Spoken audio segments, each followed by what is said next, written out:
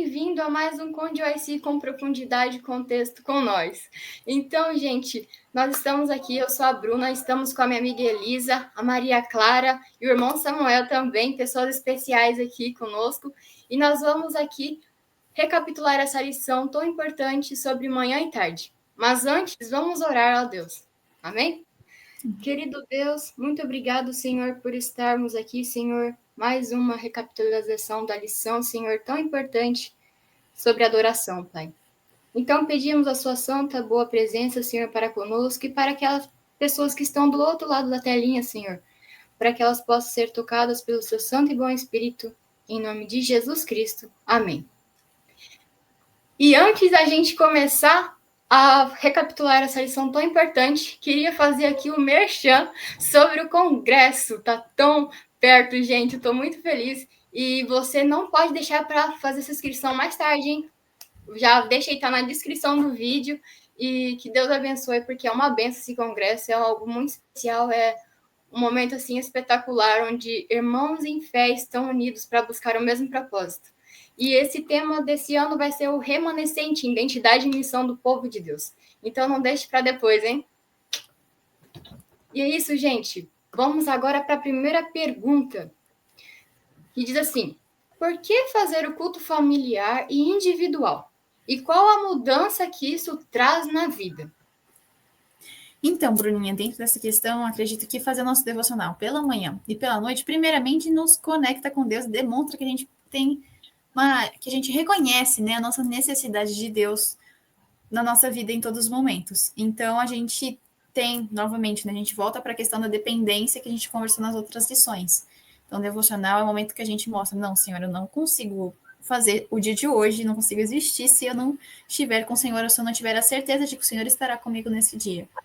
E o culto individual, ele é importante, então, para nos fortalecer com Cristo, para a gente também entregar os nossos anseios, nossos pesares, nossos sonhos para Deus, e em família, para que a gente possa estar em harmonia, né? Então, isso até me lembrou muito dos momentos que a gente passou dos 10 dias de oração, que a gente conversou no dia 5 sobre a importância da nossa saúde espiritual, e no dia seguinte a gente falou sobre a saúde da família. Então, por que foi nessa ordem? Porque, primeiro, eu preciso ter o meu vínculo com Deus, todos os membros da família precisam estar vinculados com Deus individualmente, e, posteriormente, a família em si precisa se consagrar a Deus. Então, é o momento realmente de você depositar a sua família para Deus, e é muito bonito também, porque tem até um trecho que a irmã White fala que os anjos de Deus estão presentes no lar em que a família está conectada, assim. Então, sabe, que privilégio poder fazer parte de algo assim, de estar numa família assim. Então, eu acredito que seria mais nesse sentido. A dependência individualmente e juntos, realmente estar no mesmo propósito e também poder entregar sua família para o Senhor, né? Acho que não tem coisa mais bonita do que isso, como fala na palavra de Deus em Josué, que eu e minha casa serviremos ao Senhor. E começa tudo no momento do devocional, né? Nós vemos que Satanás ele tem feito muitas coisas e tem trabalhado de todas as formas para destruir o lar, né? Ele tem colocado relacionamentos que não são de acordo à vontade de Deus, conflitos, problemas, brigas, e a gente vê que nesse contexto, o culto familiar, ele ajuda a família a permanecer unida, firme em um propósito, ajudar a criar um ambiente de amor, harmonia, e também fortalece os vínculos e também, né, ajuda a criar seres, cidadãos que vão trabalhar em prol da sociedade, da igreja, que vão ter um relacionamento melhor com as pessoas. Então, a gente vê que o culto familiar ele é muito importante na formação do nosso caráter cristão. E em relação ao culto individual, ele nos ajuda a ter uma direção do caminho certo a seguir. Quanto mais a gente fortalece o nosso relacionamento com Deus, a gente se liga a Ele, também começa a entender a vontade dEle para nós e também nos ajuda a cumprir a nossa missão que Ele nos confiou aqui na Terra.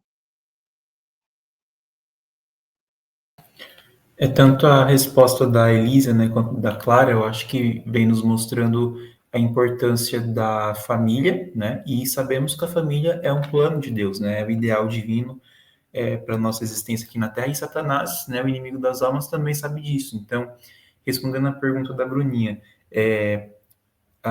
esse modelo, né, de cultos familiares, a gente pode perceber na Bíblia, né? Então, ali no ritual do santuário havia de manhã e tarde, né, os sacrifícios, e a nação inteira se consagrava a Deus, né? Então, com os nossos dias também, a gente tem a ideia do culto familiar, o culto matutino, o culto vespertino. A gente também tem a ideia do sacerdote, né, apresentando toda a família, né, aos pés de Deus, e nós vamos nos consagrar, não é? Em família, para que Deus possa habitar no nosso meio. Então, a importância é fortalecer o nosso laço, o nosso vínculo, né, entre a nossa família e principalmente o nosso laço com Deus, né? Então, assim, o pai, ele apresenta, né, a família a Deus de manhã e à tardinha, simbolizando a necessidade, né, das pessoas de terem Deus em todo momento, de se consagrarem por inteiro. Então, a importância vem na questão de consagração da família ao longo de todos os dias. E aí, no sábado, quando a família estiver no santuário de Deus para o adorar, ela já vai estar acostumada, porque ela fez isso ao longo da semana. Ela fortaleceu o laço, ela fortaleceu a adoração ao longo dos dias na sua casa. Então, essa é a importância também. Amém. Isso é muito importante mesmo, porque se o nosso lar não tiver com Deus, nós estamos em míngua, né? Vamos dizer assim, a gente está deixado para que o Satanás faça o que ele quiser, né? Se a gente não colocar o altar de Deus no nosso lar. E vamos para a segunda pergunta, então, que diz assim: como a preparação para adorar ao Senhor corretamente tem a ver com o sacrifício vivo e culto racional, como está escrito lá em Romanos 12, versículo 2. No Antigo Testamento, a gente vê que os sacrifícios eram oferecidos no altar, né? A pessoa ia lá, matava o cordeirinho e oferecia. Com a vinda de Cristo, nós vemos que isso não tem mais necessidade, a gente não precisa mais matar o cordeirinho, porque ele é o sacrifício perfeito, ele é o Cordeiro de Deus que tira o pecado do mundo. Mas, de acordo com o texto de Romanos, Deus, ele quer que nós ofereçamos a nossa vida a ele diariamente. Ele quer que nós nos entregamos completamente a ele, incluindo as nossas falhas, né, os nossos planos, nossos projetos. Ele quer que a gente viva de acordo à vontade dele, renuncie às coisas desse mundo e seja inconformado, né? Lá diz, não vos conformeis com este século. E a verdadeira adoração, ela não é apenas algo emocional, ela é algo racional, né? Ela vem de uma compreensão da vontade de Deus. No antigo Israel, quando ali era oferecido o cordeiro, os sacerdotes, eles examinavam, né, cuidadosamente aquela oferta. Ela não podia ter nenhum defeito. Da mesma forma, Deus quer que a gente ofereça o nosso melhor a Ele. E eu também vejo acho muito interessante essa questão, porque no momento que a gente está no nosso devocional, da nossa entrega com Deus realmente, no nosso dia a dia, primeiro que a gente conhece melhor quem Deus é. E quando a gente entende quem Deus é, a gente entende o que Ele espera que nós façamos, e a gente entende que não é o que a gente quer, né? Que muitas vezes a nossa luta é de falar assim, não, mas eu quero adorar o Senhor desse jeito, porque é o jeito que eu gosto. E quando a gente está no secreto, a gente entende quem Deus é, e a gente vê as histórias da Bíblia, a gente estuda o Espírito de Profecia, a gente vê e percebe que não é do jeito que você quer. É do jeito que Deus quer e merece ser adorado, né? E, do meu ponto de vista, isso tem tudo a ver com você se sacrificar também, porque você deixa de lado o que você gostaria que fosse e aceita o que Deus fala que é para ser. E não como uma forma tipo, não, se você... Não, eu acho que o que eu quero dizer não é que Deus faz isso de um jeito que é uma ordem que se você não fizesse, né? Não. É porque ele sabe que a forma que é para a gente adorar ele é a forma que realmente vai fazer bem para nós também, né? Deus não quer que você fique depois, enfim, das formas que você pode ficar adorando, de até doente você pode ficar, enfim, muitas coisas nesse sentido, né? Então, eu acredito que essa preparação que é feita, e até como o Samuel falou, né? Quando as crianças já são preparadas no caminho de Deus, dia a dia, muitas vezes o comportamento delas na casa de Deus é diferente, né? Então, é toda uma questão que você vê que não é só um momento assim que você faz para cumprir seu checklist cristão, né? O devocional ele não é só um checklist cristão, na verdade, ele é a essência do que é ser cristão. Então, e nesse momento nesse ser cristão envolve sacrifícios, não só no aspecto até de adoração, né? Na verdade, envolve, né? Porque tudo é adoração, mas não é só no portar na igreja, por exemplo. É em tudo. Porque aí nesses momentos você fala assim, gente, eu preciso deixar isso. Mas aí você fala assim, não, calma. Deus está me mostrando que ele vai fazer essa obra em mim, porque se ele começou, ele vai terminar. Mas eu vou ter que entregar coisas assim. E nessa entrega de coisas assim, é o meu sacrifício. E eu me entrego por completo para Cristo.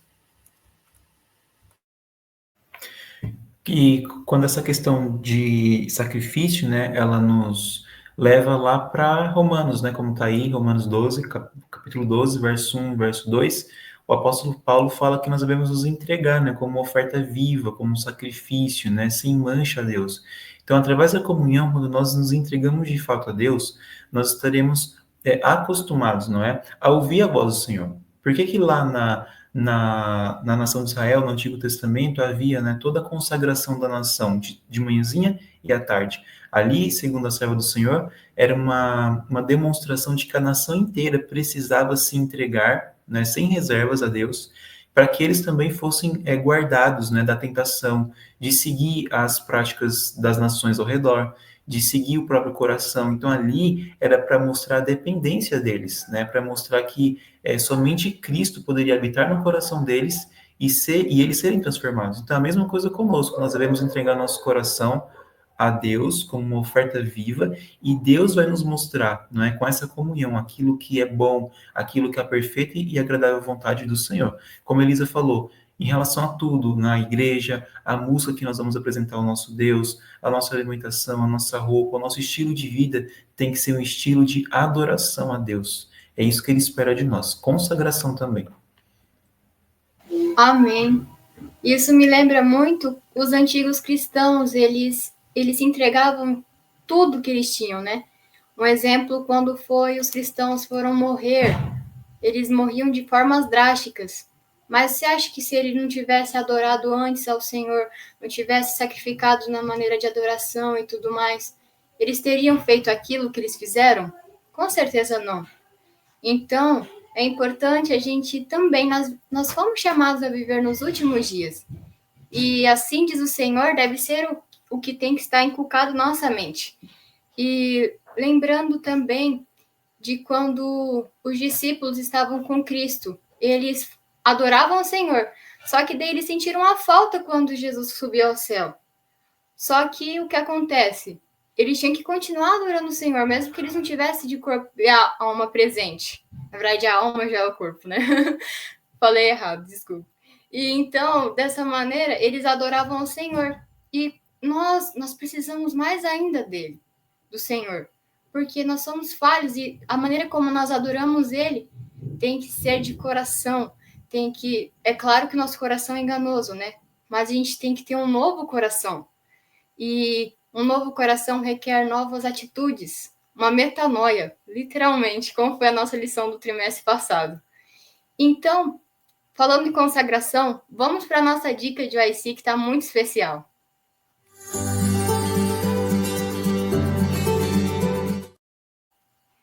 Gente, a dica de OIC está muito especial. Esse livro, Caminho a Cristo, é um livro que foi o primeiro que eu comecei a ler, se não me engano, do Espírito de Profecia. E eu amo muito esse livro. E ele é muito especial para mim. E tá falando sobre a consagração. Gente, é muito especial. Esse devocional, esse livro é o pequenininho, assim, você lê rapidão ele, e é muito incrível. Depois da Bíblia vem ele. Então, outra dica também, gente, é vocês o devocional. Este Dia com Deus. Eu adquiri conhecimento sobre esse devocional em 2023 e eu acho muito especial ele, porque ele é espetacular. E ele tem cada dia do ano, assim, ele tem específico um tema.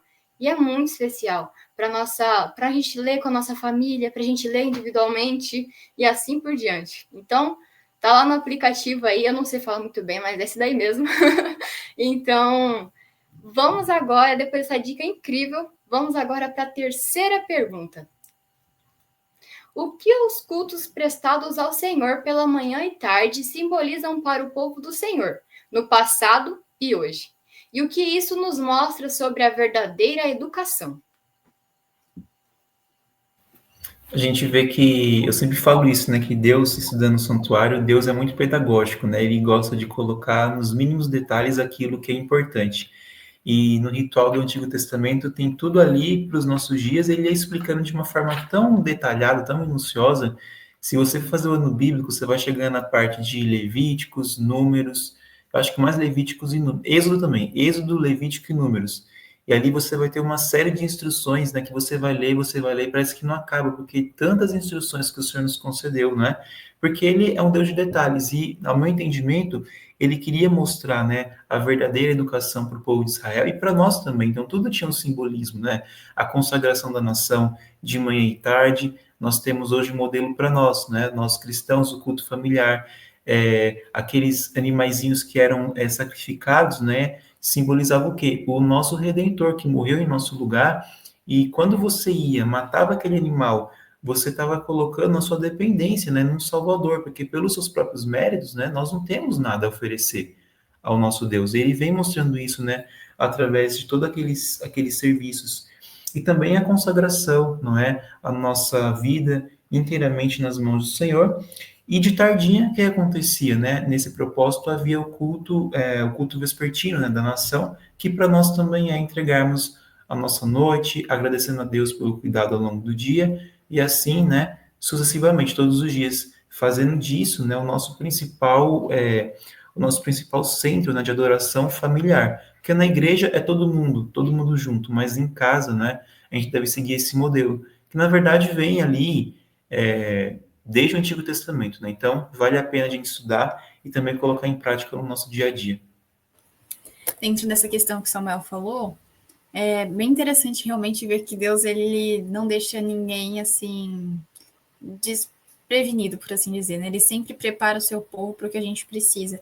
E a lição dessa semana, né, ela trouxe muito a comparação do povo de Israel e que teve a instrução, né, de ter dessas duas experiências diárias. E é muito legal que a lição fala o seguinte, ó, o propósito disso era que o povo de Israel nunca deveria achar que Deus daria sua presença, provisão e proteção de maneira automática. Eles tinham que buscar isso, né? Eles precisam do poder de Deus para protegê-los dos perigos externos e das tentações internas, como o desejo de seguir os valores e o comportamento das nações vizinhas.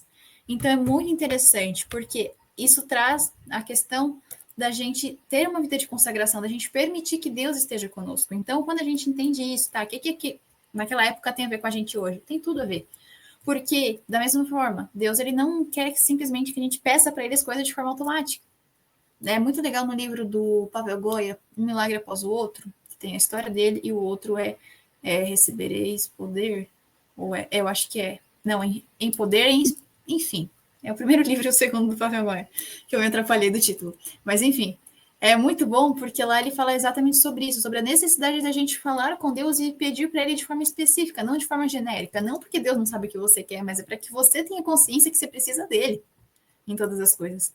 Então, isso é muito interessante. Além disso, ter também entender que a gente não consegue todas as coisas sozinhos. Entender que se a gente, assim, não estiver com Deus, me lembrou muito do que fala em 1 Samuel, que o povo de Israel queria um novo rei, porque eles olhavam para as outras nações e queriam ser como aquelas outras nações. E será que a gente não tem esse mesmo perigo hoje? A gente tem sim esse perigo hoje. Fala assim, mas olha, a gente não pode fazer igual a eles? Não que, né, a gente seja exclusivista, não estou falando nada disso. O que eu estou falando é no sentido de existem esses perigos também. A gente fala do povo de Israel, mas a gente é igual, né? Então, esse momento de consagração da manhã e da tarde, elas são um chamado de Deus para a gente hoje, para que a gente possa se consagrar a Ele. O processo de consagração é um processo de entrega, e tudo que envolve entrega dói. Mas a gente precisa entender que essas entregas que Deus pede de nós são para que a gente possa crescer e viver os propósitos dele para a nossa vida. E eu acho que a gente tem que manter muito em mente assim, você está disposto a deixar alguma coisa que você está passando, lógico, pelo poder de Deus, para que ele possa fazer a vontade dele na sua vida? Ou aquilo é tão importante para você que Deus não pode completar os propósitos e planos dele na sua vida? Isso serve para nossa família também. Então, eu acredito que isso é muito importante, lógico. Quando a gente entende isso e a gente está disposto a isso, o Espírito de Deus vai tanto fazer a gente querer ter isso, mesmo que seja dolorido, mas ele vai fazer com que a gente realize também para a glória dele. Eu acho que isso é o mais bonito e o mais importante. E quando a gente reconhece que a gente precisa de Deus e a gente pode estar com ele em todos os momentos do nosso dia, mesmo que sejam difíceis os nossos dias, a gente aí realmente entendeu o que Enoque vivia. E a gente vai ver que viver... assim como os mártires viveram, né? Tipo, para eles aceitarem o que eles passaram, não vai ser um sofrimento, porque a gente vai estar vivendo com Cristo todos os dias. E aí, quando a gente, como Paulo fala, né? Ele viver era Cristo e o morrer era lucro, a gente vai entender que isso realmente não é uma coisa daqueles tempos, mas pode ser uma realidade para a gente hoje como povo remanescente. Tem um texto de Ellen White que ela fala que a verdadeira educação consiste em incutir ideias que impressionem o espírito e o coração com o conhecimento de Deus. Através ali dos rituais do santuário, Deus queria mostrar para o povo de Israel que eles eram, né, completamente dependentes de Deus. Deus queria mostrar para eles a necessidade que eles tinham da expiação de seus pecados e também a importância do relacionamento com Deus. E hoje, os momentos com Deus, eles nos ajudam a começar e terminar o dia com a certeza de que Deus está conosco, não importa a situação, o problema que a gente tenha, e que nós podemos buscar a sua orientação em todos os momentos. Interessante que a verdadeira educação, ela vai além do conhecimento acadêmico, e Deus quer mostrar isso para a gente através dos cultos que a gente presta a Ele. E porque não importa o quanto a gente conheça, o conhecimento acadêmico que a gente tenha, nós só seremos realmente felizes se nós tivermos o conhecimento de Deus, se nós conhecermos a Deus verdadeiramente e quem Ele é e a sua vontade para nós. Então, gente, muito obrigado, meus amigos, por darem as suas respostas muito especiais. E antes da gente finalizar, eu queria ressaltar sobre a verdadeira educação. A gente precisa muito dela nos últimos dias. Por quê? Porque como a gente vai ser considerado verdadeiros filhos de Deus? Quando a gente faz a vontade do nosso Pai. E se a verdadeira educação tem a ver com isso, que são ordenanças, educação para que a gente tenha uma vida plena, uma vida conforme a vontade de Deus, como lá em Romanos fala, né? Para a gente não se conformar com este mundo e viver a boa, perfeita e agradável vontade de Deus. Então, essa tem a ver, a verdadeira educação, para nos ensinar, para nos educar, para que o homem seja apto para toda boa obra. Então, um caminho é só Cristo. E eu queria mostrar aqui meu livro favorito, não sei se está aparecendo aí, gente, Caminho a Cristo. É um livro muito especial, ele é bem fininho, sabe? Eu acho que esse aqui é assim mesmo, mas tudo bem. Fininho. Então, é muito rápido de se ler, e é o conselho que eu dou para você ler, o privilégio de falar com Deus. Tem vários capítulos aqui sobre consagração, sobre como você chegar a Deus. Somente Ele pode nos salvar. E Ele mostra como a gente deve adorar ao Pai eterno. Então, te aconselho a ler esse livro, a buscar viver a verdadeira educação e ser fiel ao Senhor até que Ele venha. E ser o verdadeiro remanescente do Senhor. Aquele que tem uma identidade e tem uma missão a ser pregado. Amém? Então, meus queridos, para finalizarmos, vamos orar ao Senhor. Querido Deus, muito obrigado, Senhor, porque nós já encerramos, Senhor, aqui. E obrigado também por aquelas pessoas que ficaram até aqui, Senhor. Que de alguma forma, Senhor, o Senhor possa tocar o coração delas, que elas também possam compartilhar, Senhor, com as pessoas que amam, com seus inimigos também, Senhor, para que eles possam virar seus amigos.